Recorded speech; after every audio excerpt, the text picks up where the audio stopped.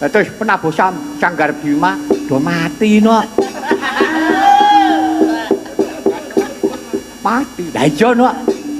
Wis saiki pikiran. Wong Sanggar Bima wong 26 mati 21 ngono ki wis. Ayo. Karek wong pira? Ya karek wong 5 kuwi. 5 wong nyuling. Sing meking dhewe wis mati neh. Lah. Wis. Jan ngenes tenan. Mula ya aku ya nangisi karo anak-anakku kabeh iki Sanggar Nurasa mbok menawa aku cek payu metruk ya wangi-wangon aku cah siap nggih. Nah, alhamdulillah. Ya iki sak bagian iki ya para dalang-dalang. Iki ya sesuatu nang ngisi. Ngono terus iya. Iki nyeng buyung lan aku melu ndedonga Kang Gareng.